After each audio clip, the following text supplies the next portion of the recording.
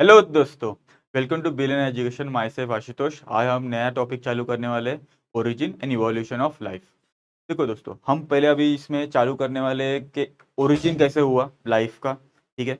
उसके बाद इवोल्यूशन के ऊपर चले जाएंगे। बहुत सारे थेरीज है, कुछ क्लासिकल थेरीज है, कुछ मॉडर्न थेरीज है, उसके ऊपर हम लोग लाइट थ्रो करेंगे।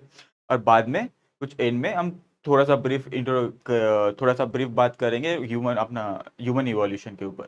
ठीक है, तो चालू करते हैं। देखो दोस्तों, अब कुछ थेरीज है। ठीक है, जो इवोल्यूशन मतलब ओरिजिन ऑफ लाइफ के लिए है। ठीक है, तो देखो पहले थेरी से याद रखो। जो ये थेरी है स्पॉन्टेनियस जनरेशन। ठीक है।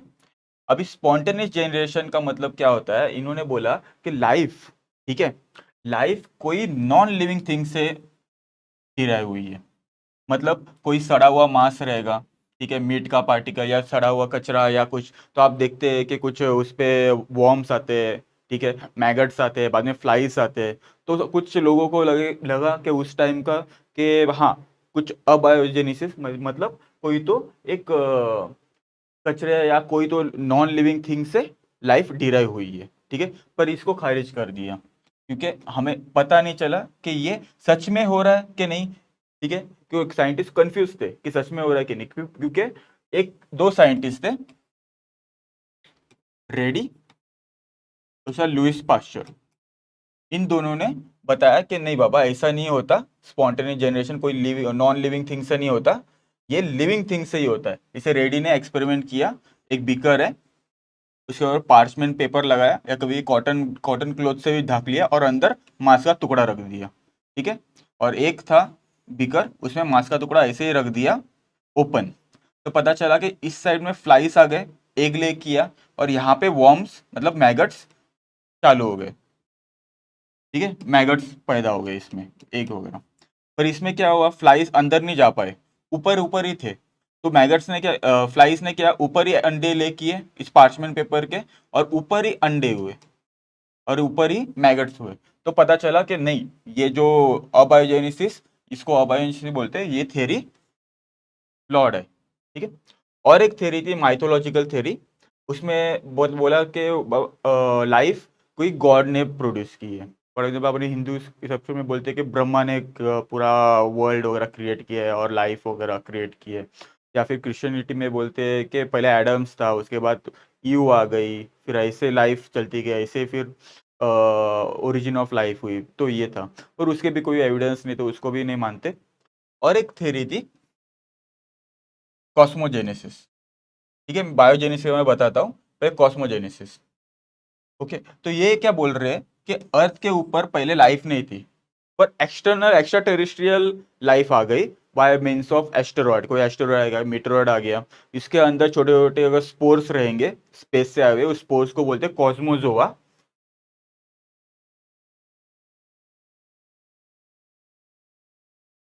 वो जैसे अर्थ के ऊपर पहुंचे और फिर से उससे एक नई लाइफ चालू हो गई। ठीक है, पर इसको भी एक पॉजिटिव पॉइंट था, क्योंकि अभी भी मार्शियन रॉक्स, ठीक है, जो अर्थ में गिरे हैं, अगर उसको एनालाइज किया इन लोगों ने, साइंटिस्ट लोगों ने, तो उनको कुछ फॉसिल्स रिकॉर्ड पता चले इन यूनिसेल्युलर ऑर्गेनिज्म के। तो इससे पता चलता है कि मार्स में एक टाइम पे कहीं तो लाइफ था। ठीक है, तो एक सपोर्ट आ गया क्या इस थ्योरी के लिए, पर बहुत सारे उसके लिए ड्रॉबैक्स भी थे इस थ्योरीज के। क्या, क्योंकि स्पेस बहुत हार्श एनवायरनमेंट रहती है। ठीक है, वहाँ पे ऑक्सीजन नहीं रहता, बहुत सारे रेडिएशंस होते हैं, तो वहाँ पे लाइफ रहना बहुत डिफिकल्ट है। और ऊपर से तो एस्टेरॉयड अगर अर्थ के ऊपर आते हैं तो उसके ऊपर फायर आ जाती है, क्योंकि अर्थ का एटमॉस्फेयर उसको रेजिस्टेंस देते हैं, और एस्टेरॉयड या मेटेरॉयड एक फायर पकड़ लेती है। ठीक है, इसको मेटेरॉयड बोलते हैं। तो उसमें लाइफ अगर होगी भी, वो पूरी जल जाएगी, तो पॉसिबल नहीं है कि बाहर से लाइफ अंदर आ जाए। ठीक है, तो अभी सेकेंड वाला देखते हैं, बायोजेनेसिस। इन्होंने क्या बोला कि लाइफ एग्जिस्टिंग लाइफ से क्रिएट होती है। फॉर एग्जाम्पल अगर कोई फ्लाई है तो फ्लाई को पैदा करेगी। ठीक है, कोई हॉर्स है, हॉर्स को पैदा करेगा। इसको इसको एक्सेप्ट नहीं किया, क्योंकि इन्होंने कंटिन्यूएशन ऑफ लाइफ बताई। ठीक है, कंटिन्यूएशन बताई, मतलब लाइफ कैसे कंटिन्यू होती है, पर ओरिजिन ऑफ लाइफ नहीं बताई इन लोगों ने, तो इसलिए इस थ्योरी को भी नहीं मानते। ठीक है, अभी दूसरा है देखो स्पेशल क्रिएशन, वही जो माइथोलॉजिकल है वही यहाँ पे वही बताया, ठीक है। और भी थेरीज थे जैसे डायरेक्टेड पेंसपर्मिया, फॉर एग्जांपल कॉस्मोजेनेसिस का एडवांस वर्जन। उन्होंने बोला कि एलियंस जो कोई अलग डायमेंशन में या अलग कोई प्लेनेट में अपने जैसे ही लोग रहते, तो उन्होंने बहुत बिलियन ईयर्स पहले अपने अर्थ के ऊपर कुछ लाइफ के स्पोर्स वगैरह डाले, ताकि देखने के लिए एक्सपेरिमेंटल बेसिस के हाँ इस प्लेनेट पे हो रहा है कि नहीं, लाइफ डेवलप हो रही है कि नहीं। ऐसे हम आज भी हम नासा वगैरह ये देख रहे हैं कि सोच रहे हैं कि मार्स के ऊपर हम लोग प्लांट्स लगाएंगे, एनिमल्स के माइक्रो ऑर्गेनिज्म छोड़ेंगे, ताकि वो भी एक टेरारियम बन जाए, एक अपने अर्थ जैसा बन जाए, वैसे सोचते हैं। इसलिए ऐसा सोचते हैं कि हम उन्होंने भी कोई तो एक एंशियंट एलियंस वगैरह उन्होंने हमारे अर्थ के ऊपर कोई तो लाइफ छोड़ी, तो आज हम बने उस लाइफ से, ठीक है।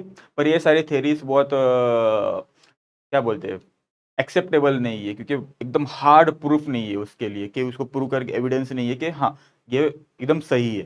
तो एक ये थेरी है जो ज्यादा एक्सेप्टेबल है, वो है केमिकल इवोल्यूशन ऑफ लाइफ, ठीक है, केमिकल इवोल्यूशन ऑफ लाइफ। तो ये दिया किसने, ये दिया हैक्कल ने,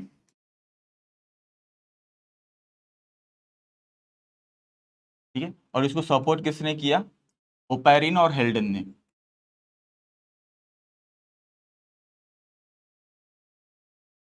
और इसको एक्सपेरिमेंटली प्रूव यूरे मिरल मिलर एक्सपेरिमेंट ने किया।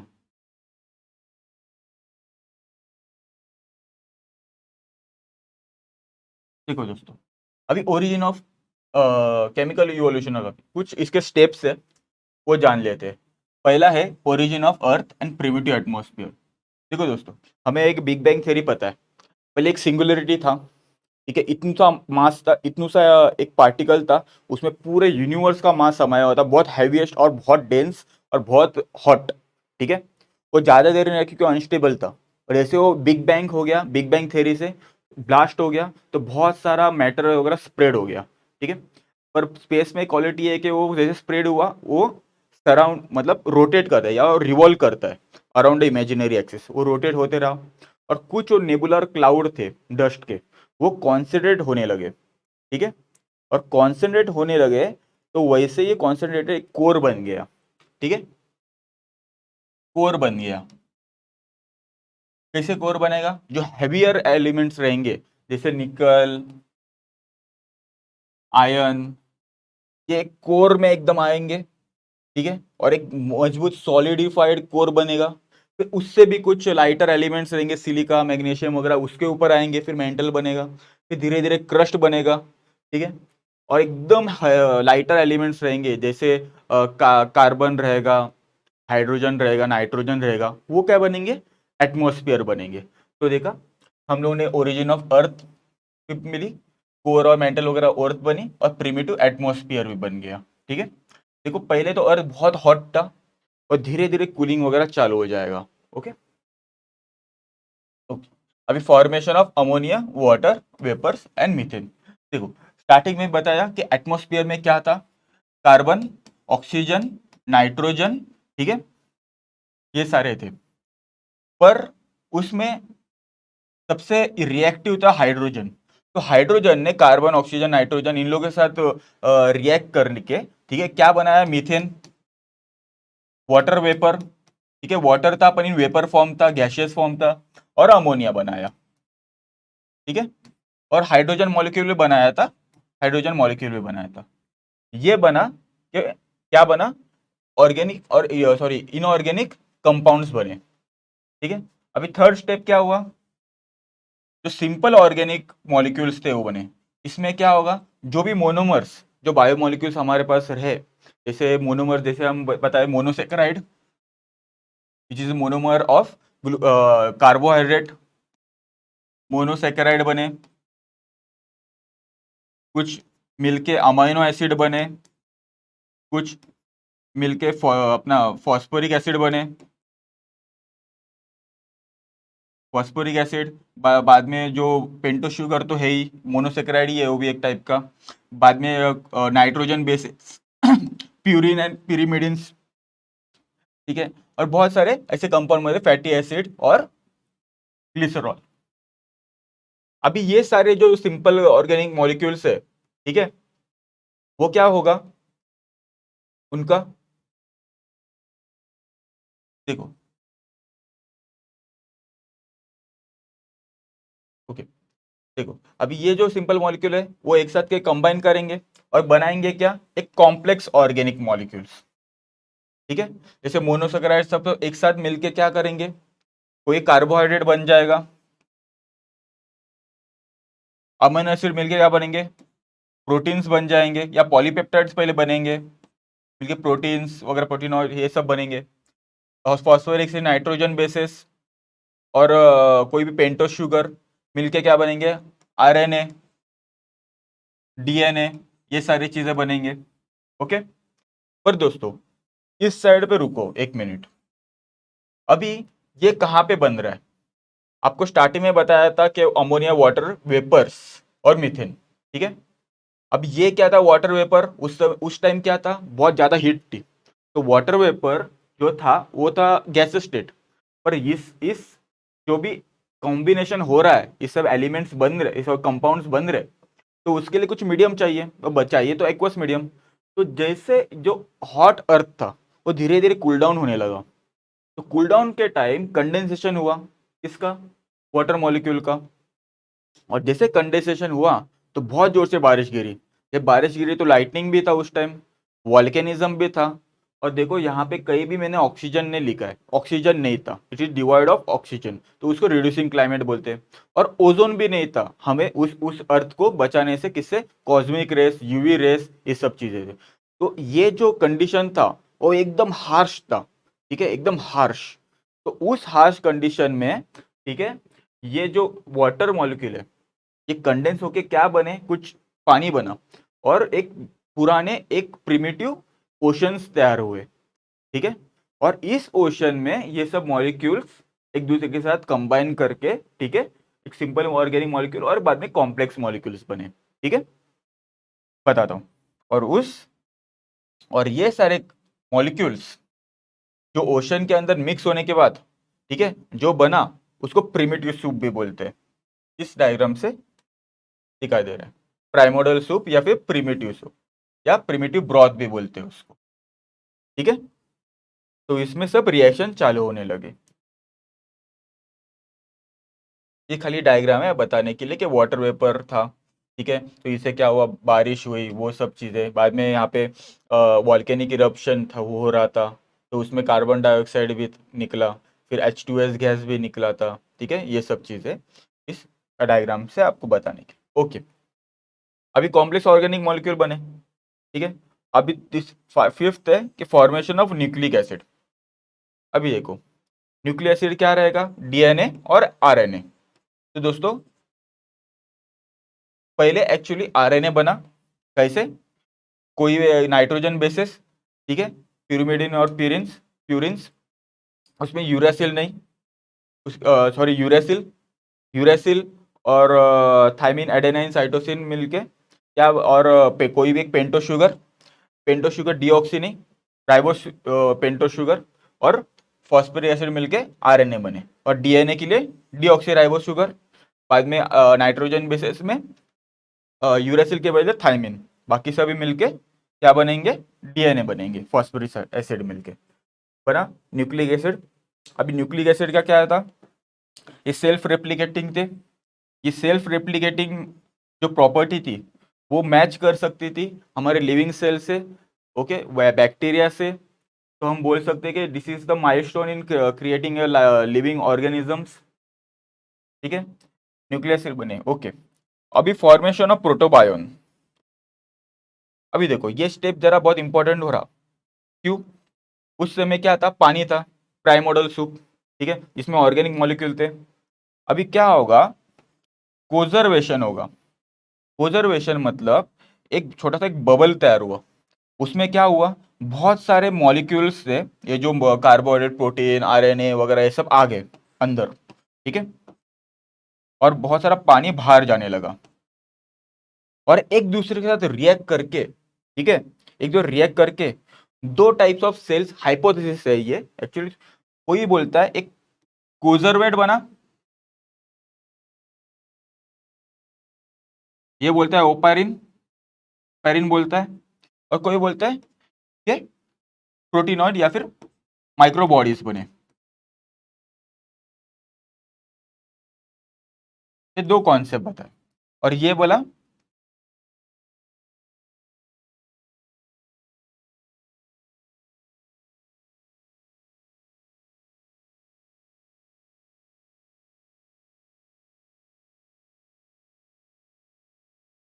ओके।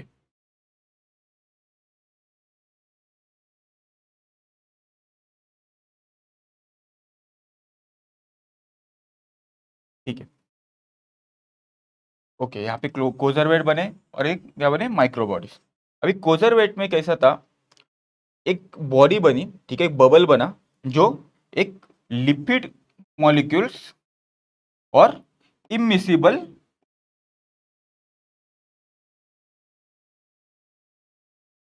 प्रोटीन से बने। ठीक है, अभी ये जो पार्ट है ना, मैं अलग दूसरे स्लाइड में बताता हूँ।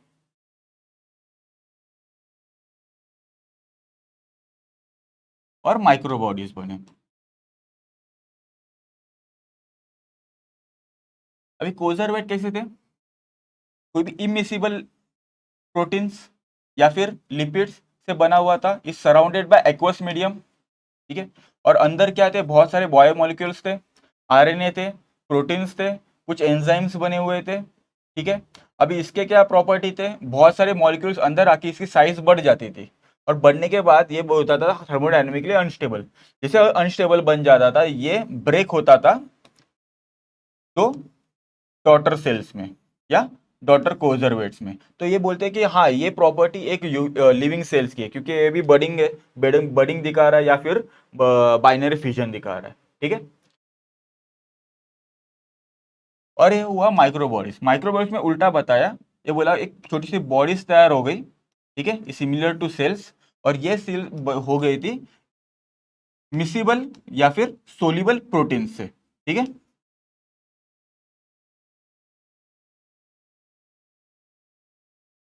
बाकी सब सेम था सब, अंदर आरएनए थे, कुछ डीएनए थे, कुछ एंजाइम्स थे, प्रोटीन थे, और ये भी अपना लिविंग सेल जैसे प्रॉपर्टी बना बताने लगा।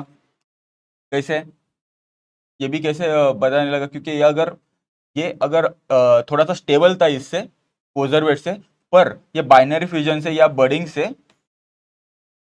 बहुत सारे दूसरे माइक्रोबॉडीज बना सकता था। ठीक है, ये दो मॉडल्स थे, एक अपना ओपारी ने बताया, एक सिडनी फॉक्स ने बताया था। ओके, तो इसके क्यों ये दोनों को एक्सेप्ट किया जाता है, क्योंकि ये मॉडल से बताते हैं कि हाँ, ये कुछ लिविंग सेल के प्रॉपर्टी बता रहे हैं, जैसे division, cell division, increase in size, size increase हो रही है। ठीक है, और दूसरे बहुत सारे बायोमोलिक्यूल्स है इसमें, मेन जो डीएनए है या फिर आरएनए अंदर, इसलिए ये दो मॉडल्स को एक्सेप्ट किया जाता है। ठीक है, अभी ये जो मॉडल्स है, बोलो वो साइंटिस्ट बोलते हैं इन कोई तो एक मॉडल से एक नया सेल बना, ठीक है, इसको प्रोटोसेल भी बोलते हैं। ठीक है, यहाँ पे देखिए, formation of first cell which is called protocell. कैसे, ये जो सेल्स है, ये जो either of this will accumulate what, RNA और डीएनए, जो बन जाएगा प्रिंसिपल हेरिडिटी मॉलिक्यूल। ठीक है, अगर समझो एक डीएनए बन गया, सेम अपने डीएनए जैसा होगा, अब सॉरी अपने सेल्स जैसा होगा। ठीक है, तो डीएनए क्या करेगा, रेप्लिकेट करेगा, या having the property of self replication, और डीएनए से क्या बनते हैं, प्रोटीन बनते हैं। ये सारे प्रॉपर्टीज एक प्रोटोसेल बनाएगा, ठीक है, बताएगा। तो ये बन गया हमारा पहला cell, first cell, that is a protocell. देखो दोस्तों, प्रोटोसेल बन गया, ठीक है। अभी जो ये सेल बन गया, तो इतना याद रखो, ये पहले था एनोरोबिक, क्योंकि उस टाइम देखो ऑक्सीजन अब तक बना नहीं है, फ्री ऑक्सीजन, ठीक है, O2। तो ये जो जो सेल बना वो था हेट्रोट्रॉपिक। ओके, और कुछ कुछ स्कैवेंजर्स थे, जो भी प्राइमोर्डियल सूप में जो भी ऑर्गेनिक मैटर है उसको खा डालते थे। ठीक है, पर जब वो खत्म हुआ तो ज्यादा करके ज्यादा हेट्रोट्रॉपिक या पैरासाइटिक बने। ठीक है, और उसके बाद धीरे धीरे बने कीमोट्रॉप, मतलब by chemical energy they produce their own food. Okay, पर इस इस टाइम कुछ कुछ ऑर्गेनिजम्स उसमें वो बन गए फोटोट्रॉपिक, ओके, पर एनारोबिक। अभी फोटोट्रॉपिक में याद रखो, फोटोसिंथेसिस करेंगे तो फोटोसिंथेसिस में क्या निकलता है, ऑक्सीजन। ऐसे ऑक्सीजन एटमॉस्फेयर में आने लगा इन लोगों की वजह से, तब एरोबिक चालू हो गए। तो कुछ ऑर्गेनिज्म बन गए एरोबिक, ये शोइंग एरोबिक, ओके, रेस्पिरेशन। तो ऐसे ऐसे करके एक क्या बोलते हैं, एरोबिक सेल्स तैयार हो गए अपने वर्ल्ड में, ओके। खाली ब्रीफ है उसके बारे में, अभी आगे चलते हैं।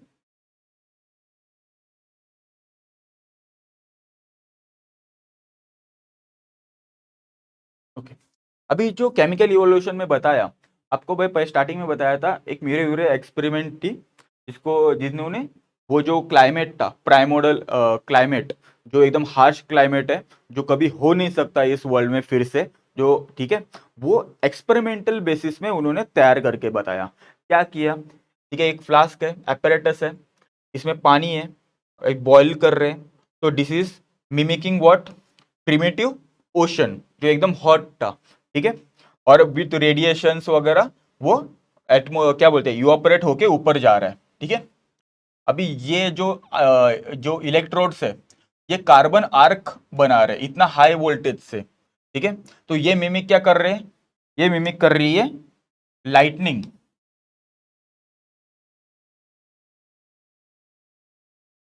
ठीक है। और इस एरिया में, ठीक है, क्या रहेगा, मीथेन, NH3 H2, वही जो स्टार्टिंग में एटमॉस्फेयर में हुआ करता था, ओके।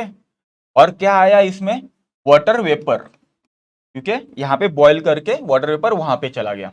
तो ये सब मिलके कुछ 6-7 दिन, ज्यादा दिन से ऐसे ही एपरेटस चलता रहा, तो कुछ वाटर वेपर्स नीचे जाएंगे ऑब्वियसली, तो एक कंडेंसर, ठीक है, कंडेंसर में क्या आता है, कोल्ड वाटर अंदर जाता है और जरा सा यहाँ से हीट लेके बाहर चला जाता है, ठीक है, तो इसको कूल करता है इस पार्ट को।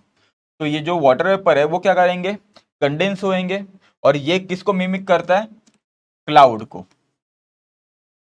क्या आ रहा है यहाँ पे, जो भी ड्रॉप कलेक्ट हो रहे हैं कंडेंस होके, that is nothing but mimicking what, rain. और जो भी कलेक्ट हुआ यहाँ पे, ठीक है, दैट इज व्हाट, प्रिमिटिव, या फिर प्रिमिटिव सूप, या फिर प्रिमिटिव ब्रॉथ,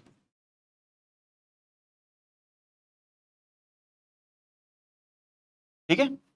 और ये जो तैयार हुआ जो मिक्सचर, या फिर जो बोलते हैं प्रिमिटिव सूप, ठीक है, ये था डार्क।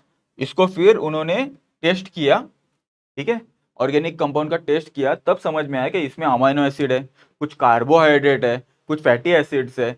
तो हमने उसके कंफर्म हो गया कि जो मेरा हैकेल बता रहा था कि केमिकल ओरिजिन है लाइफ का, वो एकदम ट्रू है।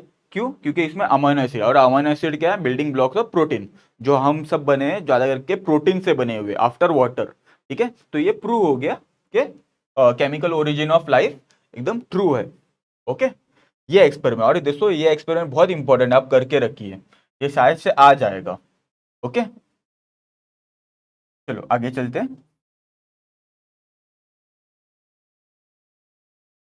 Okay, RNA hypothesis.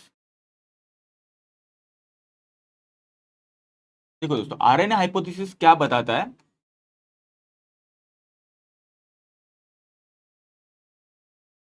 RNA hypothesis बताता है कि फर्स्ट जो न्यूक्लिक एसिड, ठीक है, जो तैयार हुआ, जिसके पास खुद अपने आप एक सेल बनने की, सेल या होने की, या कहने की एक प्रॉपर्टी बनी, ठीक है, वो था आरएनए, डीएनए नहीं था। क्यों, क्यों कि उन्होंने वो बोल रहे थे, आज भी आरएनएस नाम का एंजाइम, या फिर उसको राइबोजाइम वही बोलते हैं, वो अपने बॉडीज में है। जैसे हमारा प्रोटीन सिंथेसिस, रेप्लिकेशंस, ओके, तो ये जो कराता है, कौन कराता है, राइबोजाइम। फॉर एग्जाम्पल पॉलीपेप्टाइड बना, उसको एक राइबोसोम के डोमेन को अटैच करके रखना, ये सारे छोटी छोटी चीजें एक राइबोसोम कराता है। और राइबोसोम किससे बना रहता है, राइबोसोम बना रहता है आरएनए से, ठीक है। इससे पता चलता है, हाँ ये बराबर है। दूसरा एक वायरस, बहुत सारे देखो वायरस है, ठीक है, कुछ वायरस रहते हैं उसमें RNA as a genetic material रहता है। तब समझ में आता है कि आरएनए होने के बाद भी ये जेनेटिक मटेरियल, मतलब कुछ प्रॉपर्टीज बताता है एज अ सेल। ओके, तो उससे भी ये प्रूव हो गया कि हाँ आरएनए पहले बना होगा। और तीसरा है कि आरएनए बहुत एबंडेंट रहता है। आपको पता है बस जो डीएनए रहेगा वो खाली सेल के न्यूक्लियस में ही रहेगा, ठीक है। पर आरएनए ऐसा रहता है जो एमआरएनए न्यूक्लियस से बनता है, बाहर जाता है, राइबोसोम्स होते हैं पूरे एंडोप्लाज्मिक रेटिकुलम में, वो भी किससे बने, आरएनए से बने हुए, और टीआरएनए से वगैरह रहते हैं, बहुत सारे एबंडेंटली फॉर्म है। तो इससे भी प्रूव होता है कि एबंडेंट है, मतलब हाँ आरएनए पहला बना होगा, ठीक है, एबंडेंट रहेंगे। और दूसरा है कि आरएनए स्ट्रक्चरली रिलेटेड है डीएनए से। ओके, जैसे आपको पता है उसमें पेंटो शुगर है, इसमें पेंटो शुगर है, खाली किसमें डीऑक्सी राइबो है, इसमें राइबोस शुगर है, ठीक है। और बाकी uracil is replace by thymine in DNA, बस बाकी ओवरऑल स्ट्रक्चर भी उन दोनों का सेम है, ठीक है। ये सारे थेरीज है जिससे उन्होंने ये उनको लग रहा है कि हाँ पहले आरएनए फॉर्म हुआ था।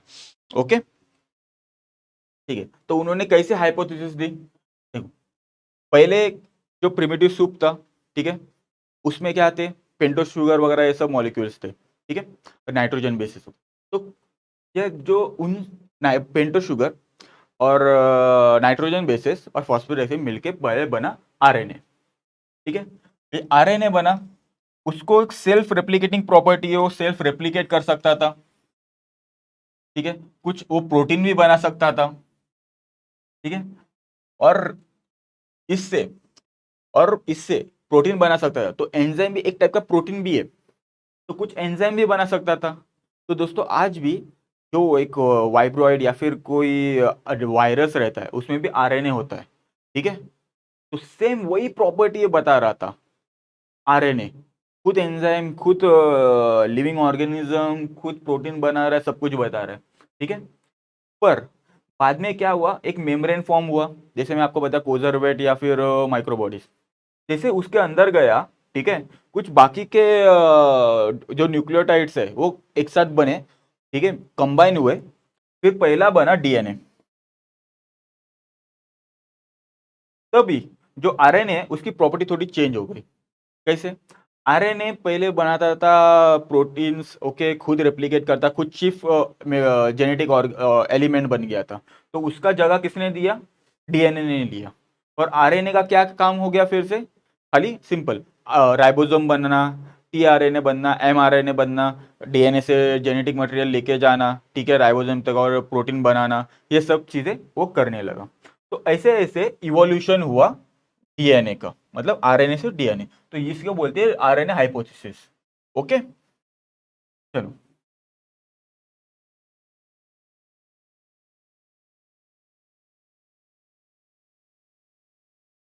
ओके, अभी ऑर्गेनिक इवोल्यूशन करते,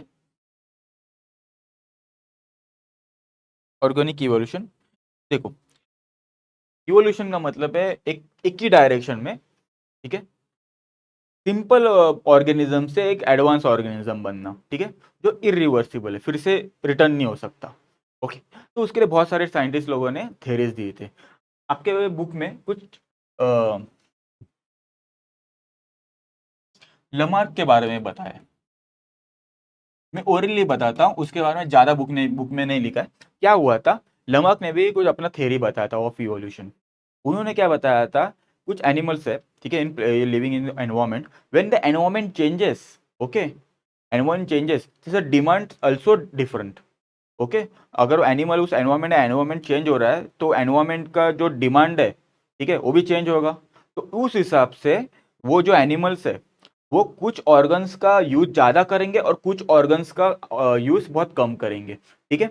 और जो ज्यादा कर रहे, ठीक है, that will be useful, that will modify, okay, वो इवॉल्व करेंगे वो ऑर्गन्स, और कुछ ऑर्गन्स है उसका ज्यादा यूज नहीं हो रहा है, ठीक है, उसकी जरूरत नहीं है, get degraded into vestigial organs. Okay, तो एक उन्होंने बोला कि जिराफ, जब जिराफ के एंसेस्टर थे वो कैसे थे, हॉर्स जैसे थे, क्योंकि जब उस समय, ठीक है, उनके एंसेस्टर के टाइम, ठीक है, लश ग्रीन फॉरेस्ट था, तो बहुत सारा चीज खाने को था, ठीक है, ग्रास वगैरह एकदम लश ग्रीन एवरग्रीन फॉरेस्ट है, खाने की कोई कमी नहीं है, ठीक है। तब उनकी हाइट बहुत छोटी थी, नेक भी बहुत छोटा था। पर जैसे जैसे ऑर्डिविशन के बाद एरिडिटी बढ़ गई, ठीक है, ये जो ग्रासलैंड है, मतलब जो एवरग्रीन फॉरेस्ट है, is replace by grassland, savanna grassland, जिसमें जो क्या बोलते हैं ट्रीज है वो बहुत लंबे लंबे, और जो हर्ब श्रब्स है एकदम गायब। तभी क्या हुआ, जो जिराफ है धीरे धीरे अपनी गर्दन ऊपर करने लगा। ये चीज हुए 1000 साल। ओके, मैं खाली ऐसे ही बता रहा हूँ। धीरे धीरे जैसे वो हाइट बढ़ने लगी पेड़ की, बाकी नॉर्मल पेड़ वो गायब होने लगे, जिराफ को क्या करने लगे, ठीक है, एकदम गर्दन ऊंची करने लगे ऊपर वाला जो पेड़ में खाने के लिए, पत्ते खाने के लिए। तो धीरे धीरे क्या हुआ, वो गर्दन की लेंथ बढ़ गई। ठीक है, तो क्या हुआ, वहां पे जो गर्दन था वो मॉडिफाई हुआ, जिसका ज्यादा यूज ज्यादा था। ठीक है, और उसके लेग्स थे एकदम थीन थे, अभी भागने की जरूरत नहीं है, डायरेक्ट ऊपर से ही ले लो।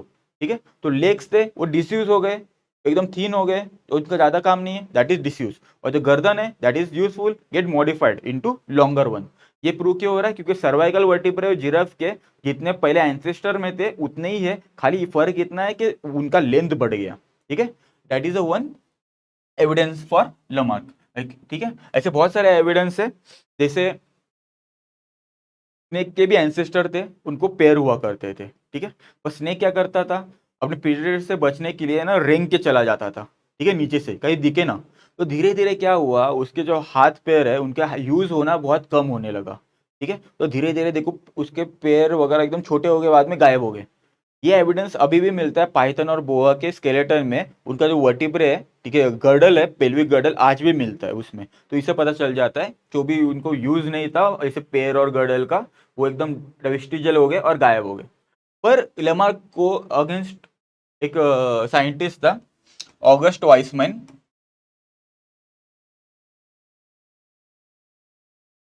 उन्होंने क्या किया, एक चूहा लिया, ठीक है, उसकी टेल कट की। ओके, और ऐसे उनके नेक्स्ट जनरेशन है उस चूहे का, पर पता चले कि नेक्स्ट जनरेशन वाले बच्चे हैं उनको तो टेल है, फिर से टेल कट कर दी। फिर से देखा उस बच्चे के चूहे, ठीक है, थर्ड जनरेशन पर उसको भी टेल है। तो उन्होंने बोला कि ये जनरेशन जो कैरेक्टरिस्टिक है टेल नहीं है, पर वो पास ऑन नहीं हुई। तभी उन्होंने कुछ एक थ्योरी बताई, ठीक है, continuation of germplasm.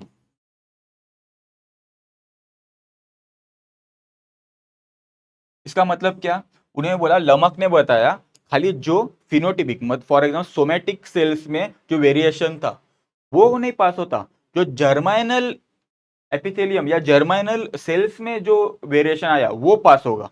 For example अपने स्पर्म वगैरह या फिर ओवम में अगर चेंज आया, ठीक है, तब वो पास होगा। ऐसे नहीं कि अगर जो भी फिनोटिपिकली अब भी मेरे पास चेंज हुआ तो वो मेरा पास होएगा, वैसा नहीं। जो भी है वो जर्माइनल एपिथेलियम में होना चाहिए, उसके गैमेट्स में होना चाहिए, ठीक है, तब वो पास होगा। ठीक है, ये बताया उन्होंने continuation of germ plasm theory में। ओके, फिर एक नेक्स्ट थ्योरी अपना देखेंगे, चार्ल्स डार्विन थ्योरी। देखो चार्ल्स डार्विन ने कुछ पोस्टुलेट फाउंड किए, पर उस पोस्टुलेट के लिए उन्होंने कहाँ से मोटिवेशन लिया। ठीक है, पहला मोटिवेशन था माल्थस थ्योरी। माल्थस इकोनॉमिस्ट थे, उन्होंने उनका देखा, क्या बोला माल्थस ने कि ह्यूमन का ग्रोथ है वो ज्योमेट्रिक प्रोग्रेशन में बढ़ते जाएगा, और जो रिसोर्स है खाना पानी वगैरह स्पेस, वो उतना लिमिटेड ही रहेगा। फिर एक टाइम आएगा कि छोटे से लिमिटेड जो भी रिसोर्स है उसके लिए झगड़ा होगा, कंपटीशन होगा। ठीक है, फिर पॉपुलेशन धीरे धीरे नीचे आएगी। ठीक है, दूसरा वेलेस थ्योरी।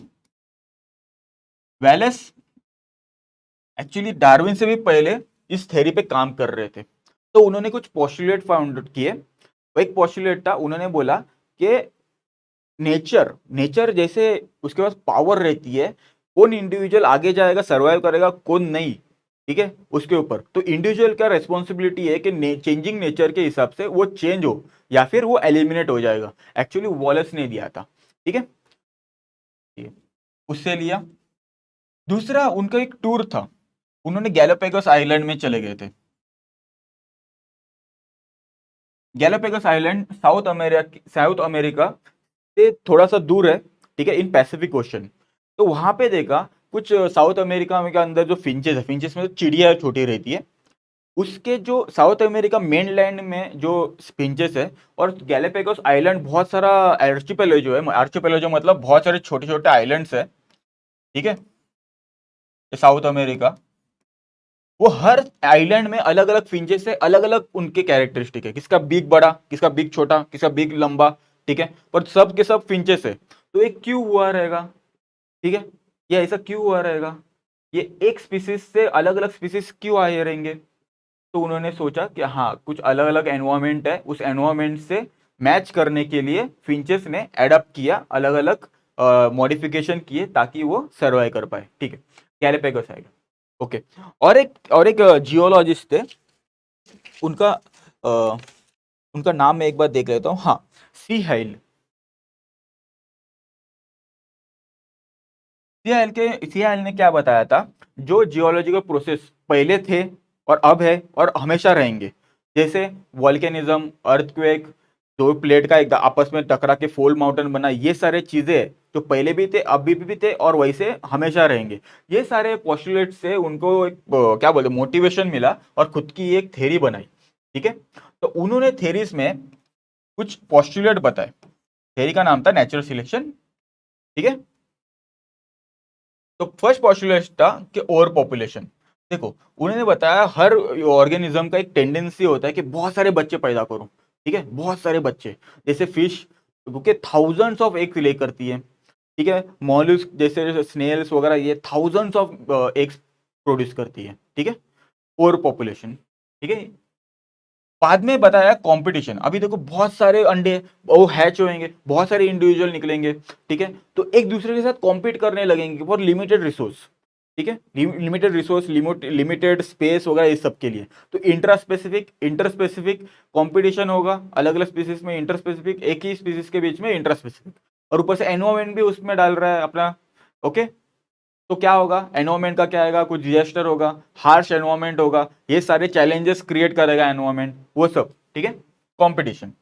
अभी सर्वाइवल ऑफ द फिटेस्ट, अभी उस एनवायरमेंट में कोई ऑर्गेनिज्म ने चेंज किया अपना बिहेवियर या फिर मॉडिफिकेशन, ओके, स्ट्रक्चर वगैरह, ठीक है, कैसा according to that environment, okay, वो सर्वाइव करेगा, ठीक है। और जिसने एनवायरमेंट के हिसाब से अपने आप को चेंज नहीं किया, मॉडिफाई नहीं किया, बिहेवियर या कुछ भी चेंज नहीं किया, ठीक है, वो पेरिश कर जाएगा, मर जाएगा, ठीक है।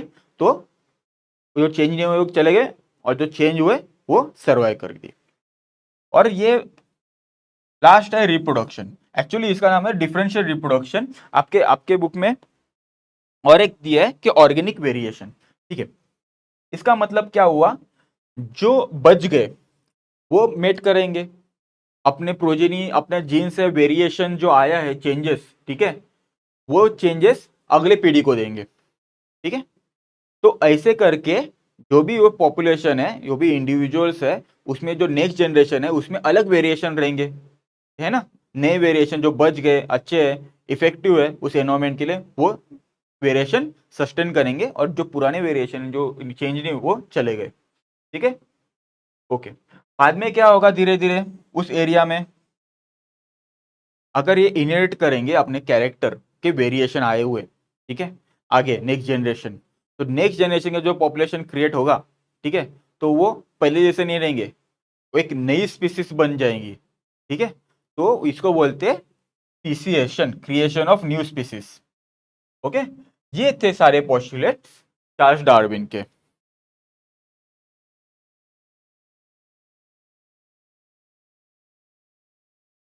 ठीक है? और हाँ, बीच में एक और एक वर्ड लिखना, natural selection and survival of the fittest,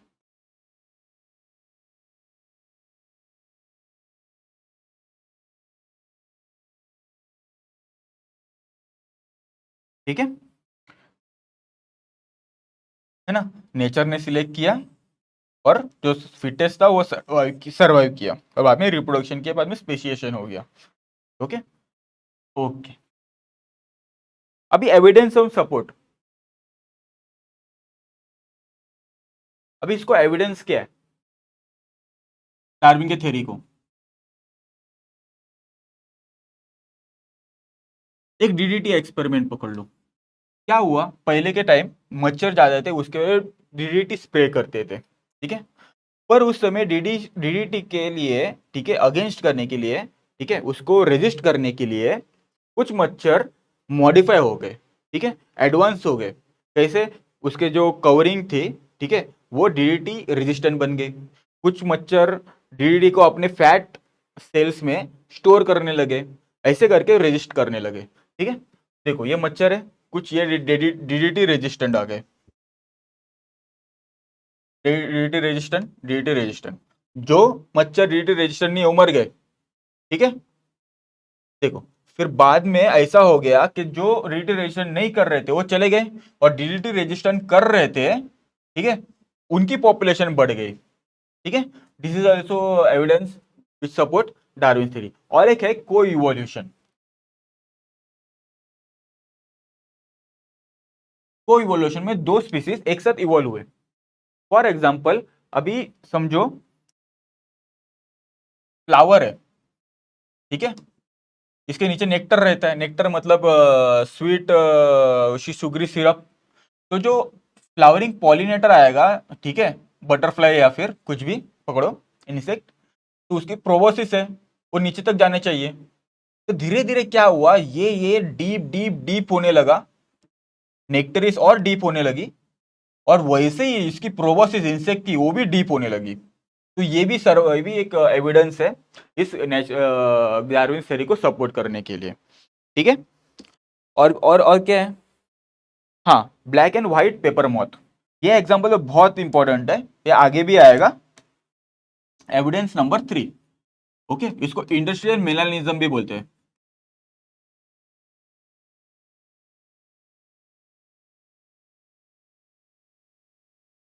इसका पेपर मॉथ, या इसको बिस्टन बिटुलेरिया भी बोलते हैं, पेपर मॉथ। क्या हुआ था दोस्तों, इंडस्ट्रियलाइजेशन, जो एज था इंडस्ट्रियलाइजेशन, ठीक है, उसके पहले एनवायरमेंट बहुत अच्छा था, ठीक है, एकदम क्लीन एनवायरमेंट, ऑक्सीजन अच्छा है। तो उस समय, ठीक है, इंग्लैंड में एक पेपर लाइकन्स बहुत थे। लाइकन्स मतलब आपको पता है एल्गे और फंजाई का सिम्बायोटिक एसोसिएशन, वो बहुत थे। This is also bio indicator, ठीक है, वो व्हाइट कलर के थे। पार्क ट्रीज वगैरह उसके ऊपर लाइकन्स आने लगे बहुत सारे। और जो बिस्टन बिटलेरिया है, वो था, वो भी प्रीडेटर से बचने के लिए, कैमोफ्लेज होने के लिए, वो भी व्हाइट कलर हो गया, वो भी व्हाइट कलर हो गया। इससे क्या हुआ, जो कलर बदल नहीं पाए वो एलिमिनेट हो गए, और जो कलर बदल के व्हाइट हो गए लाइकन के ऊपर बैठ के, लाइकन भी व्हाइट वो भी व्हाइट, कैमोफ्लेज, वो बच गए। फिर बाद में क्या हुआ, इंडस्ट्रियलाइजेशन हुआ, मतलब पोल्यूशन हुआ, कार्बन सूट वगैरह बढ़ गया, ठीक है। बार्क के ऊपर क्या हुआ, कार्बन सूट बैठने लगा,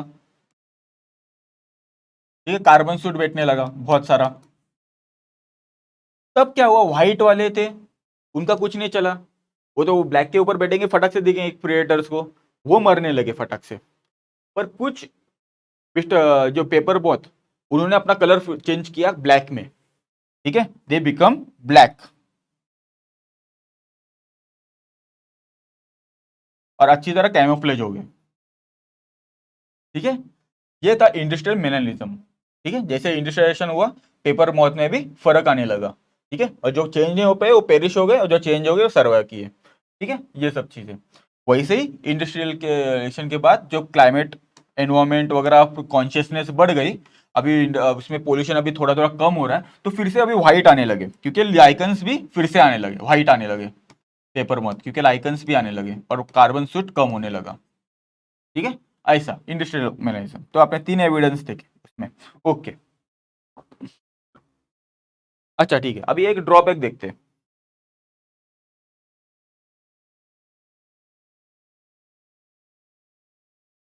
इसके ड्रॉबैक्स क्या?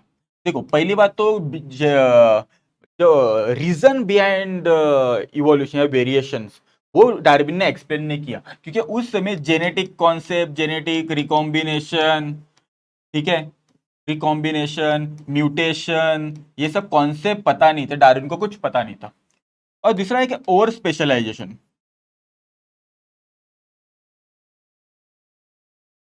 और स्पेशलाइजेशन मतलब आपको एक एग्जांपल दो, अपना ये आयरिश एल्क।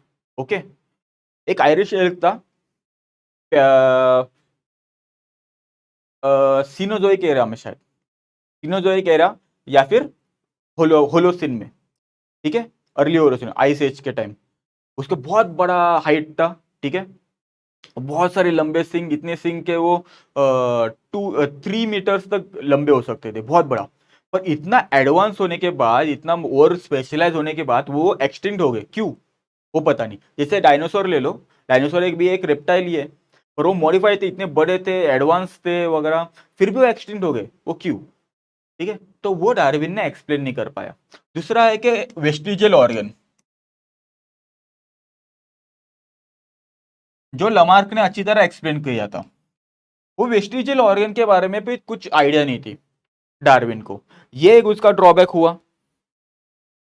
ओके, और क्या था, एक मिनट एक लेता हूं। ओके, हाँ, सबसे इंपॉर्टेंट, इन्होंने सोमैटिक और जर्माइनल वेरिएशन के बीच में कुछ फर्क नहीं बोला। उन्होंने क्या बोला, जो भी वेरिएशन आए थे पेरेंट्स में, ठीक है, which are beneficial, that pass on to next generation. Okay, पर वो वेरिएशन होने चाहिए किसमें, जर्मिनल एपिथेलियम में होने चाहिए, सोमैटिक सेल में खाली नहीं, ठीक है, तभी वो पास होंगे, ठीक है, यही ऑगस्ट वाइसमैन ने बताया था, ठीक है। तो ये सब ने उन्होंने नहीं बोला था, इसलिए ये ड्रॉबैक्स थे उनके, ठीक है। फिर उसके बाद आई म्यूटेशन थ्योरी। म्यूटेशन थ्योरी भी आपके टेक्स्ट बुक में ही बताया है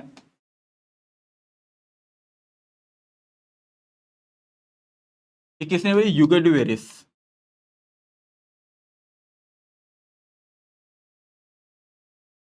इन्होंने क्या एक्सप्लेन किया, mutation, mutation is nothing but abrupt directionless peak change in genetic makeup.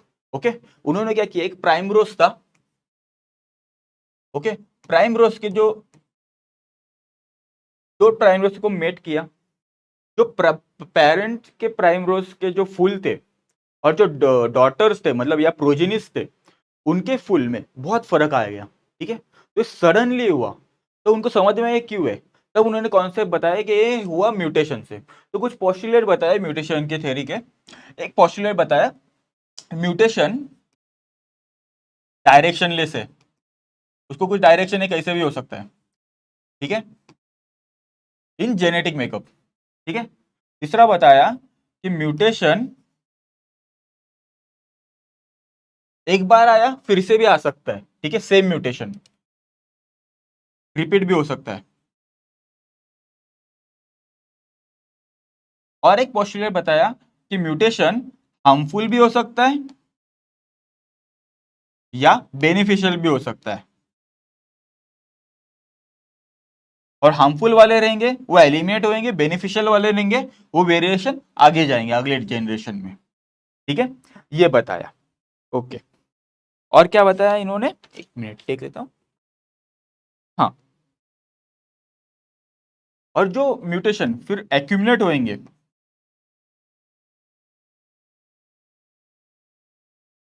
In population, वो म्यूटेशन वेरिएशन मतलब, ठीक है, एक नई स्पीसीज बनाएंगे फिर। ये सारे चीज उन्होंने अपने पोस्टुलेट में बताए, ठीक है। अच्छा, पर इसके भी ऑब्जेक्शन हुए। क्या ऑब्जेक्शन हुए, कुछ ऑब्जेक्शन डार्विन जैसे ही थे। पहले, वेरिएशन या फिर म्यूटेशन, ओके, किसमें होने चाहिए, ये होने चाहिए जर्माइनल, ठीक है, तभी ही वो आगे जाएंगे और इवोल्यूशन में हेल्प करेंगे। अगर सोमैटिक सेल में ही खाली ये क्या बोलते हैं म्यूटेशन रहेंगे तो कुछ फायदा नहीं है।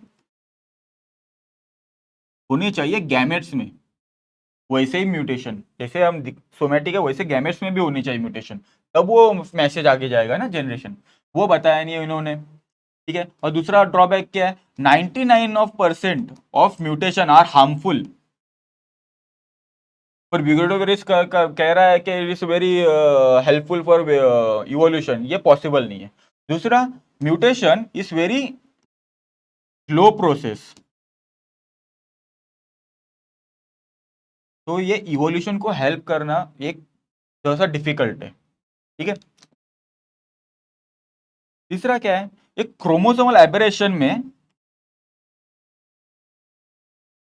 और जेनेटिक या जीन म्यूटेशन में वो कंफ्यूज हो गए। क्यों? क्योंकि जो प्राइमरोज का कलर चेंज उन्होंने देखा, तो एक्चुअली जीन म्यूटेशन नहीं, एक जीन के चेंज की वजह से नहीं, एक क्रोमोसोमल एबरेशन की वजह से हुआ, जो एक्चुअली लार्ज है, ठीक है। वो हमेशा नहीं होता, पर होना क्या चाहिए, जीन म्यूटेशन, ठीक है। तो ये सारे ऑब्जेक्शंस थे उनके थ्योरी के लिए, तो ये मैं यहाँ पे बता दिया। ओके,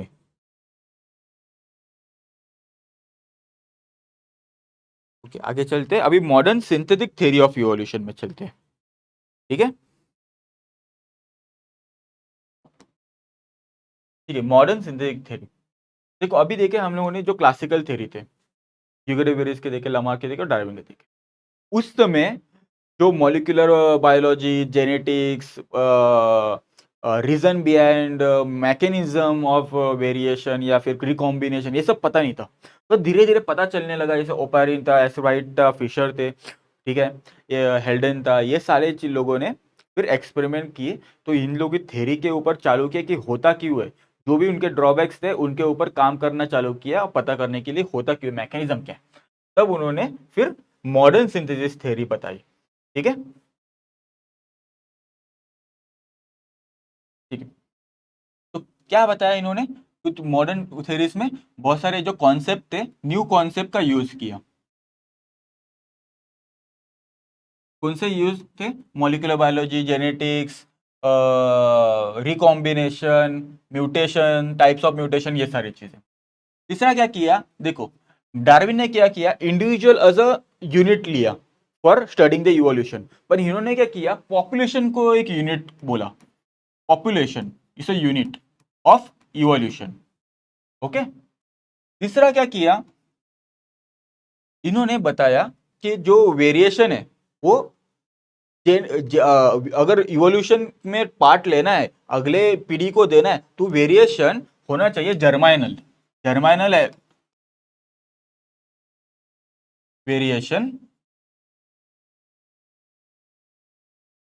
ठीक है, will pass, okay, help in evolution, somatic नहीं। अच्छा, इन्होंने अगर पॉपुलेशन लिया, तो उन्होंने कॉन्सेप्ट निकाला, वो है मेंडेलियन पॉपुलेशन, इसका बहुत यूज करने लगे। अभी मेंडेलियन पॉपुलेशन मतलब क्या, ओके, जो एक थोड़ा सा बड़ा पॉपुलेशन ग्रुप रहेगा, ओके, पॉपुलेशन मतलब ग्रुप ऑफ सेम स्पीसीज, और वो इंटरब्रीडिंग रहेंगे, दैट इज इंटरब्रीडिंग, अपने आप में इंटरब्रीडिंग करते रहेंगे उस पॉपुलेशन में ही, ठीक है, इनका कॉन्सेप्ट लिया।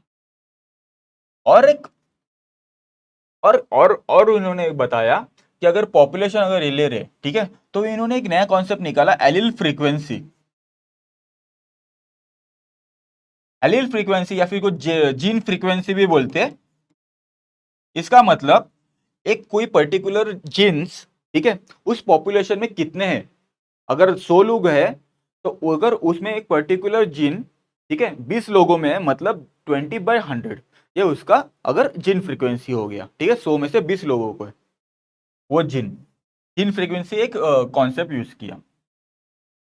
और एक कॉन्सेप्ट अगर उन्होंने यूज किया, वो है जीन पूल, ठीक है।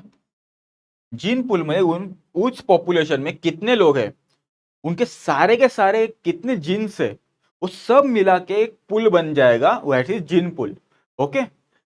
Gene pool is a all accumulation और aggregation summation of all genes of all individual present in a given population, ठीक है। ये कॉन्सेप्ट भी उन्होंने यूज किया। और ओके, और एक कॉन्सेप्ट यूज उन्होंने उसका यूज किया, एक है माइग्रेशन। माइग्रेशन मतलब अगर कोई पॉपुलेशन में, ठीक है, कोई नया स्पीसीज आता है, या वही स्पीसीज का कोई नया इंडिविजुअल आता है, ठीक है, तो क्या होगा, जीन फ्रीक्वेंसी चेंज हो गई, उसके पास कुछ अलग जीन्स रहेंगे, वही जीन ज़्यादा रहेंगी कम रहेगी, तो ओवरऑल जीन फ्रीक्वेंसी भी चेंज हुआ। दूसरी बात, जीन पूल भी चेंज हुआ, क्योंकि एक नया वही इंडिविजुअल या नए इंडिविजुअल्स, नंबर ऑफ इंडिविजुअल उस जीन पूल में आ रहे अपने जीन्स लेके, जीन पूल भी कुछ डिफरेंट हो जाएगा। ठीक है, ये सारे चीज, ये सारे कॉन्सेप्ट यूज किए। उसमें से 3 बड़े कॉन्सेप्ट पे ज्यादा उन्होंने जोर मारा, वो थे ये जेनेटिक वेरिएशन, नेचुरल सिलेक्शन और आइसोलेशन। देखो दोस्तों, जेनेटिक वेरिएशन ठीक है, नेचुरल सिलेक्शन वही डार्विन वाला थिंग है, ठीक है, पर इसमें उन्होंने इसको बोलते नियो डार्विनिज्म, नियो डार्विनिज्म, ठीक है, मतलब नया डार्विनिज्म। उन्होंने थोड़ा और क्या बोलते हैं, पॉपुलेशन लेके और मॉलिक्यूलर बेसिस वेरिएशन म्यूटेशन ये सब लेके उन्होंने नेचुरल सिलेक्शन को अच्छी तरह एक्सप्लेन किया। और तीसरा है आइसोलेशन। ठीक है, हम एक एक करके देखते हैं। अभी पहले करते हैं जेनेटिक वेरिएशन क्या है। ठीक है, जेनेटिक वेरिएशन मतलब जीन्स में या क्रोमोसोम में कुछ चेंज एब्रप्ट हो गया, जो यूग्रेटिविस ने बोला था वही चीज। ओके ओके, वही डेफिनेशन आप इसमें भी यूज कर सकते हो। ठीक है, डायरेक्शनलेस होगा। वेरिएशन कहाँ होना चाहिए, सोमैटिक सेल में ही, खाली सोमैटिक सेल में नहीं, पर ये जर्मिनल एपिथेलियम में भी होना चाहिए। ओके, तो जीन म्यूटेशन, अभी जीन म्यूटेशन मतलब क्या, कोई एक जीन म्यूटेट कर रही है। ठीक है, वन जीन म्यूटेट, और कोई एक जीन म्यूटेट करती है, उसके बदले कोई दूसरा जीन आता है, उसको बोलते हैं पॉइंट म्यूटेशन।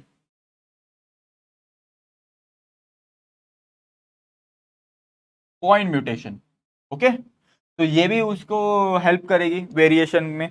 ठीक है, और henceforth it will also help in what, in evolution. Okay okay, next है जेनेटिक रिकॉम्बिनेशन। आपको ये पता है मियोसिस के टाइम, ठीक है, मियोसिस 1 के टाइम स्पेसिफिकली, जब गैमेटोजेनेसिस के टाइम क्या होता है, दो क्रोमोसोम है, होमोलोगस क्रोमोसोम जो टेट्राड फॉर्म में, ओके, ये दोनों क्या हो गए, होमोलोगस, पर ये हो गए क्रोमेटिड्स, 1 2 3 4, इसके क्रोमेटिड है, इसका 2 क्रोमेटिड है, 1 2 1 2, पर ये क्रोमेटिड और ये क्रोमेटिड क्या है, एक दूसरे के नॉन सिस्टर हो गए, तो इन दोनों में ओवरलैप होता है। ठीक है, ओवरलैप होगा तो क्या होगा, जीन एक्सचेंज होंगे नॉन होमोलोगस क्रोमोसोम में, सॉरी नॉन होमोलोगस क्रोमेटिड में, ठीक है, नॉन सिस्टर क्रोमेटिड में एक्सचेंज होंगे, और जो भी सेपरेट होंगे दूसरे से, तो वो पहले ऐसे नहीं रहेंगे। क्या होगा, जीन का रिकॉम्बिनेशन हुआ रहेगा, एक्सचेंज हुआ रहेगा, दैट इज जेनेटिक रिकॉम्बिनेशन। जो भी, तो फिर ये जो आएंगे गैमेट दो बनेंगे, शायद स्पर्म या ओम पकड़ लो अभी, ठीक है, तब क्या होगा, दोनों में जो पापा मम्मी के जो जीन्स है वो एक साथ रहेंगे एक गैमेट में, और एक साथ रहेंगे दूसरे गैमेट में, पर मिक्स। ठीक है, तो ये हो गया genetic recombination. Therefore this gamete is a pool of all the genetic recombination of genes, okay, which will be pass to next generation. इसलिए बोलते हैं genetic recombination also help in genetic variation, है ना। वैसे एक जीन फ्लो, जीन फ्लो मतलब कोई एक पॉपुलेशन है, कोई उसका जीन पूल रहेगा, ठीक है, अभी एक हो सकता है कोई दूसरा माइग्रेंट आके रहेगा यहाँ पे, 3 4 माइग्रेंट आ गए, ठीक है, दिल्ली से यहाँ पे आ गए, उन्होंने शादी कर ली, ठीक है, बच्चे पैदा किए, ठीक है, तो क्या हुआ, एक जीन फ्लो हुआ, कहाँ से, दिल्ली से यहाँ पे मुंबई में, ठीक है, और वैसे ही अगर यहाँ से दिल्ली में चले गए कुछ लोग, ठीक है, उन दिल्ली में शादी कर ली, दिल्ली के जीन पूल में, तो दिल्ली का जीन पूल चेंज होएगा, मतलब इस पॉपुलेशन में क्या आया, वेरिएशन आया, इस पॉपुलेशन में क्या आया, वेरिएशन आया, है ना, because of migration, that is nothing but gene flow. Genetic drift, देखो ये कॉन्सेप्ट है जेनेटिक ड्रिफ्ट ना, अभी मैं एक अलग स्लाइड में आपको समझाता हूँ जेनेटिक ड्रिफ्ट क्या है, वो आगे भी आएगा, तो अभी ही समझा देता हूँ, ठीक है, तो आगे में ज्यादा बताऊंगे नहीं इसके बारे में, जेनेटिक ड्रिफ्ट बताता हूँ, ठीक है। ठीक है, एक काम करता हूँ, जेनेटिक ड्रिफ्ट को अभी रखता हूँ, मैं क्रोमोसोमल एब्रेशन बताता हूँ, वो छोटा पाओ। जैसे देखो क्रोमोसोम एब्रेशन में आपने देखा होगा, एक न्यूमेरिकल हो सकता है नंबर वाइज, या फिर स्ट्रक्चरल भी होता है, स्ट्रक्चर ऑफ क्रोमोसोम चेंज। जो न्यूमेरिकल मतलब क्या, एक क्रोमोसोम बढ़ सकता है या कम हो सकता है, ठीक है, आपको देखा होगा कि टेट्राप्लॉइडी, ट्रिप्लॉइडी, ये आपने पढ़ा होगा, ठीक है, वो चीज हो सकता है, या कम भी हो सकता है, मोनोसोमी बोलते हैं उसको, है ना, वो है, या फिर पॉलीप्लॉइडी हो सकता है, नंबर ऑफ सेट ही बढ़ जाएगा, डिप्लॉइडी है उसका ट्रिप्लॉइडी बन जाएगा, टेट्राप्लॉइडी बन जाएगा, पेंटा हेप्टा, ऐसा हो सकता है, ठीक है। और स्ट्रक्चर में क्या होगा, देखो कोई एक जीन है 1 2 3 4 5, कोई एक जीन चली जाएगी, उसको बोलते हैं डिलीशन, ठीक है, मतलब एक कोई जीन चली गई, ठीक है, वो हो गया डिलीशन, 1 3 डायरेक्ट आया 5 4 कहाँ गायब। कभी कभी होता है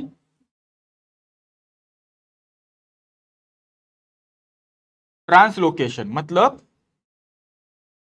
तो नॉन होमोलोगस क्रोमोसोम के ये क्या बोलते हैं, जीन्स इस साइड में आएंगे 1 2 3 4, ए बी सी डी, ये हो गया, तो क्या होगा, ये दो नॉन होमोलोगस क्रोमोसोम है, ये सी इधर जाएगा, 2 इधर आएगा, तो कैसा कैसा दिखेगा ये,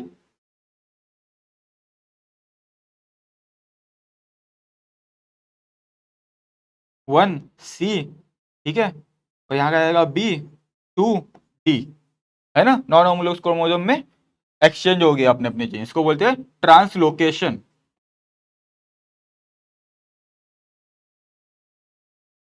वैसे ही इन्वर्जन भी एक है,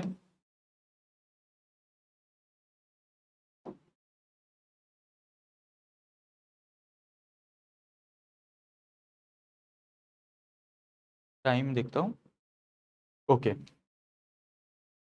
इन्वर्जन भी है, मतलब 1 2 3 4 5, ठीक है, इन्वर्ज होगा मतलब ये यहाँ पे आएगा, ये यहाँ पे चला जाएगा, 1 3 2 4 5, देखो जीन्स इंटरचेंज हुए, इन्वर्ट हो गए, ठीक है, दैट इज इन्वर्जन। वैसा ही एडिशन भी होता है, ओके, या फिर डुप्लीकेशन होता है, क्या होगा, 1 2 3 4 5 रहेंगे, कोई 4 वाला जीन एक्स्ट्रा हो जाएगा, 1 2 3 4 4 5, इसको क्या बोलेंगे, डुप्लीकेशन, यहाँ पे लिखता हूं,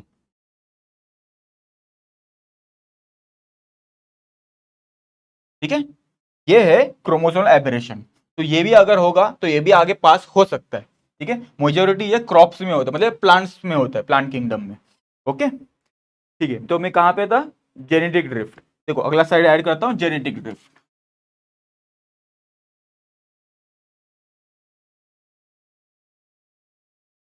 जेनेटिक ड्रिफ्ट देखो बहुत माइनर है, ठीक है, एक्चुअली क्या होता है, अगर कोई क्लाइमेटिक प्रॉब्लम आ गया, तो उस ग्रुप में, पॉपुलेशन के ग्रुप में कुछ सर्वाइव करेंगे, कुछ नहीं करेंगे, और जो सर्वाइव करेंगे, जो एलिल्स रह जाएंगे उसमें, एलिल्स या जीन्स रह जाएंगे, वो रिप्रेजेंट करेंगे, वो फिक्स हो गए, फिक्सेशन है एलिल्स, वो फिक्स हो गए उस पॉपुलेशन में, तो वो रिप्रेजेंट करेंगे नए पॉपुलेशन को। तो इसके दो टाइप है, एक है बॉटलनेक इफेक्ट, ओके, ठीक है, और दूसरा है,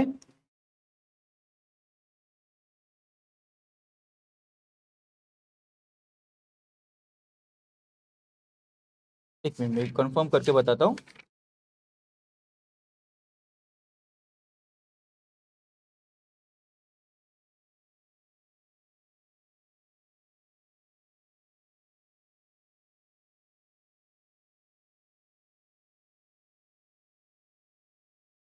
हाँ, फाउंडर्स इफेक्ट, नाम भूल जाता हूँ इसका, फाउंडर्स, फाउंडर्स इफेक्ट, दोनों दोनों एकदम सिमिलर है। बॉटल नेक इफेक्ट मतलब एक समझ लो, एक बॉटल है, ठीक है, एक नैरो नेक है उसका, ठीक है, अभी अंदर 4 5 टाइप ऑफ पॉपुलेशन है, ये पर्पल पर्पल, ठीक है, ये रेड, और समझो ये ब्लू, अरे बॉटल उल्टी हो गई इस नैरो नेक के वजह से, अगर समझो ये ब्लू ब्लू ही आ गए बाहर, ठीक है, ब्लू ब्लू आ गए, ब्लू ब्लू मतलब सर्वाइव किया। और ये बॉटल नेक क्या रिप्रेजेंट करता है? कोई भी डिजास्टर, नेचुरल डिजास्टर या कुछ भी पकड़ लो, एनवायरमेंटल प्रॉब्लम्स वगैरह, ये सब चीजें। और बाकी क्या हुए?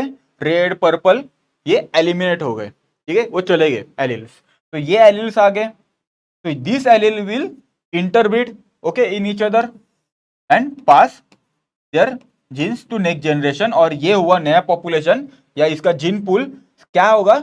इस एलील से रिप्रेजेंट होगा। और जो this new alleles don't represent the original population, ठीक है, जो ओरिजिनल पॉपुलेशन थे वो उससे हमें पता नहीं चलेगा कि कौन से थे, इसके वजह से, खाली ये देख के। okay? इसका एग्जाम्पल क्या होगा? इसका एग्जाम्पल है नदन एलिफेंट सेल। क्या हुआ था नदन एलिफेंट सेल का? इतना हंटिंग हो गया कि कुछ 20-22 ही रह गए, ठीक है। और उसके बाद क्या हुआ? वही पॉपुलेशन जितने बचे इंटरब्रीड करके आगे उन्होंने वेरे मतलब जनरेशन बढ़ाए, ठीक है। तो जो बचे हुए वो ओरिजिनल एलिफेंट सेल से रिप्रेजेंट नहीं करते, क्योंकि जो भी है वो जो है वो अभी बचे हुए उनके ही वो ही रिप्रेजेंट कर सकते हैं। तो ओरिजिनल पॉपुलेशन कैसी थी वगैरह उसका कुछ आइडिया नहीं आता। ओके, फाउंडर इफेक्ट कुछ वैसा ही है। अभी समझो ये एक पॉपुलेशन है, वैसे ही उसमें कुछ येलो वाले, कुछ लाल वाले, अलग अलग एलिल्स वाले लोग हैं। ग्रीन पकड़ लो। कुछ लोग इधर से माइग्रेट करेंगे अलग एरिया में, समझो, अलग एरिया में सब लोग आ गए, ठीक है। तो कुछ लोग ही वहां पे सरवाइव करेंगे। फॉर एग्जाम्पल ग्रीन वाले सरवाइव किए, ठीक है, वो इंटरब्रीड किए, फिर उस पॉपुलेशन में हुआ वो ग्रीन वालों का हुआ नया।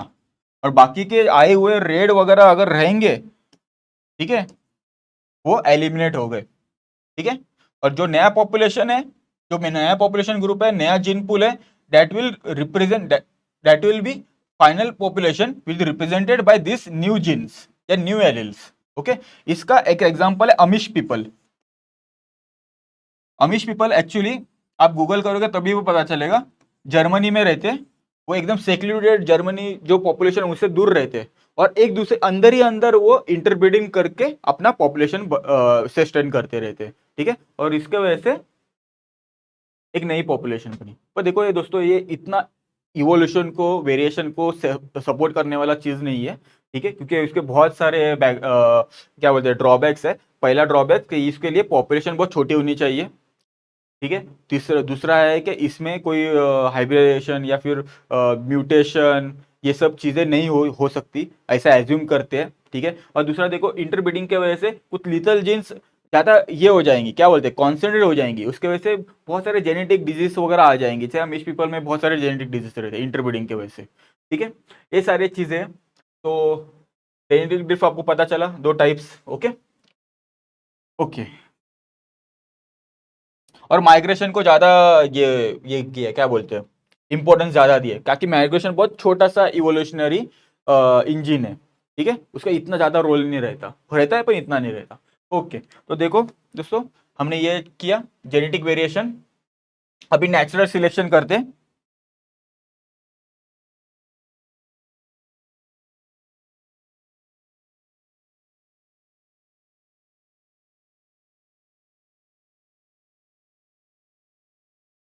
देखो दोस्तों, डार्विन ने बताया वही है, ओके, एक ही एरिया है, तो एरिया में अगर क्लाइमेट चेंज हो गया, एनवायरमेंट चेंज हो गया, ठीक है, तो क्या होगा, उस वहाँ के ऑर्गेनिज्म को भी वैसे ही चेंज होना पड़ेगा। अगर नहीं चेंज हुआ तो वो मर जाएंगे, ठीक है। और जो चेंज हुए उसको अडेप्ट किए नए क्लाइमेट को या नए एनवायरमेंट को, वो सस्टेन रहेंगे और दे विल रिप्रोड्यूस। और अगर वो रिप्रोड्यूस कर पा रहे हैं, और जो मरे हुए अगर तो गए, उनको रिप्रोड्यूस करने नहीं मिला, ठीक है, अपने जीन्स आगे आगे भेजने नहीं मिले, तो क्या होगा, that is called differential reproduction.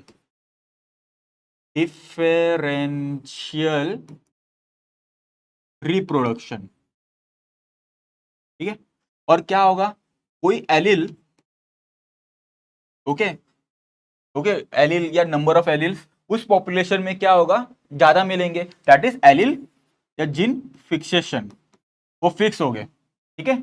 उस एलिल की पॉपुलेशन बढ़ गई उस पॉपुलेशन में, ठीक है। तो अल्टीमेटली क्या होगा, gene frequency have changed of that given population, है ना। और फिर कुछ सब स्पीसीज बनेगी, फिर बाद में फिर से इंटरब्रीडिंग कर करके एक स्पीसीज, नई स्पीसीज बनेगी और स्पेशिएशन बोलते हैं फिर इसको, है ना। नई स्पीसीज फॉर्म होती है, उस प्रोसेस को स्पेशिएशन बोलते हैं, इससे स्पेशिएशन हो जाती है। तो ये जो नेचुरल सिलेक्शन है तीन टाइप के according to modern theory of evolution, okay, neo Darwinism. ठीक है, तो मैं रफ कर देता हूं। अच्छा, इधर ही बताता हूं। पहला है स्टेबिलाईजिंग इफेक्ट, ठीक है, या सिलेक्शन। अभी देखो स्टेबिलाईजिंग सिलेक्शन में क्या बताता है, अगर कोई जीनोटाइप से, ठीक है, तब extreme one will get eliminated by nature, और जो इंटरमीडिएट है वो सर्वाइव करेगा। फॉर एग्जांपल अपना हीमोफीलिया पकड़ो, ये नॉर्मल ब्लड ग्रुप है, अफ्रीका एक कॉन्टिनेंट है उसमें पकड़ो, ठीक है। ये HbS ये कैरियर रहेगा सिकल सेल वाला, ये HbS, ठीक है। ये क्या करेगा, ये सिकल सेल पूरा दिखा देगा, इसके 100%, ओके, 100% आरबीसी डिफेक्टिव रहेंगे, और ये क्या करेगा, मरेगा, इस विल डाइज। ये क्या करेगा, ये तो नॉर्मल है, पर अफ्रीका में उस अफ्रीका पार्ट में, ईस्ट अफ्रीका में HbHb वाले नॉर्मल लोग ज्यादा नहीं जिंदा रह सकते, क्योंकि वहां पे मलेरिया है। और सिकल सेल क्या करता है, मलेरिया से बचाता है, क्योंकि प्लाज्मोडियम आरबीसी में नहीं रह सकता, वो सिकल शेप वाले आरबीसी में नहीं रह सकता, तो इट गिव्स क्या बोलते हैं, रेजिस्टेंस टू मलेरिया, तो डिसीज विल आल्सो डाई। इसके बाद कोई सिकल सेल वाला आरबीसी ने नॉर्मल आरबीसी प्लाज्मोडियम मार देगा इसको, तो बचाइए। इसका क्या आएंगे 50% नॉर्मल आरबीसी जो ऑक्सीजन को क्या बोलते हैं ट्रांसपोर्ट करने के लिए है, और 50% of RBC will be sickle shape, okay, जो प्लाज्मोडियम से उसको रेजिस्टेंस दिला रहे, तो दिस विल सर्वाइव। देखो इंटरमीडिएट सर्वाइव किया, वही स्टेबिलाईजेशन सिलेक्शन में बताया उन्होंने, जो इंटरमीडिएट सर्वाइव और जो एक्सट्रीम वाले हैं वो मर गए, ठीक है। अभी नेक्स्ट ऐसा क्या बोलते हैं, दूसरा टाइप है, वो करता हूं, बी डायरेक्शनल सिलेक्शन, ठीक है। डायरेक्शन सिलेक्शन देखो, nature select a particular species in particular direction, okay, directional selection. इसका मतलब क्या, अभी देखो इंडस्ट्रियल मेलानिज्म के बारे में बताया था आपको, ठीक है। इसको इस चार्ट को मैंने 3 हिस्सों में डिवाइड करता हूं, एक प्री इंडस्ट्रियलाइजेशन चालू होने के पहले, और इंडस्ट्रियलाइजेशन के टाइम, और इंडस्ट्रियलाइजेशन के पोस्ट इंडस्ट्रियलाइजेशन जो आज का टाइम है, जो ज्यादा एनवायरमेंट कॉन्शियसनेस हो गए लोग, ठीक है, एनवायरमेंट की इंडस्ट्रियलाइजेशन, एक मिनट,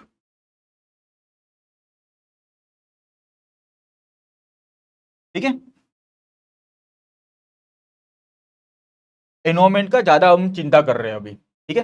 तब क्या होगा, देखो अभी red represent white, okay, white बिस्टन बेटुलर या फिर पेपर मॉथ, ठीक है।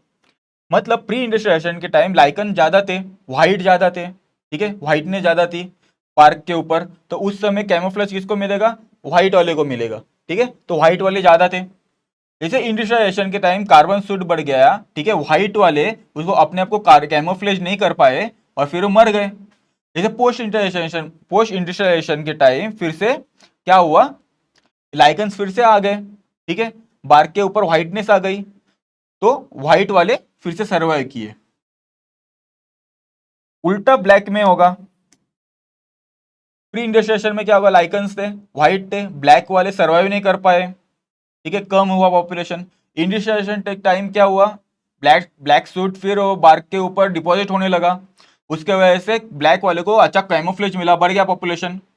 और फिर से पोस्ट इंडस्ट्रियल में क्या हुआ, लाइकन्स फिर से बढ़ गए, तो व्हाइट वाले थे वो बराबर उस पर कैमोफ्लेज होने लगे, ब्लैक वाले नहीं होने लगे, तो फिर से पॉपुलेशन कम होगी बिकॉज ऑफ प्रेडेटर्स, ऐसा आ जाएगा, ठीक है। This for white, this is for black, वही चीज इसमें बताई है। देखो यहाँ पे क्या था, एक टाइम में एक पॉपुलेशन था, ओके, वो कम हो गया, फिर दूसरा पॉपुलेशन बढ़ गया, फिर से ये ऐसा आगे आगे चलते रहेगा ग्राफ, ठीक है, आगे जाते रहेगा। ओके, डायरेक्शनल देखा। अभी डिसरप्टिव, यहाँ पे नाम नहीं लिखा, मैं लिखता हूं, डिसरप्टिव सिलेक्शन। अभी इसमें जो स्टेबलाइजेशन सिलेक्शन है उसका उल्टा करो। Nature selects the one which is more extreme survives, and जो इंटरमीडिएट है वो मर जाएगा, ठीक है, इंटरमीडिएट डाइज।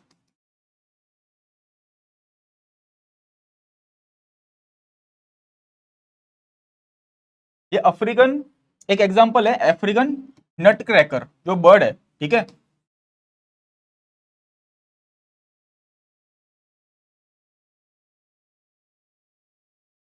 उसमें क्या था, दो टाइप के, एक बड़ी बीक बीक वाला, एक मीडियम बीक वाला, एक एकदम स्मॉल बीक वाला।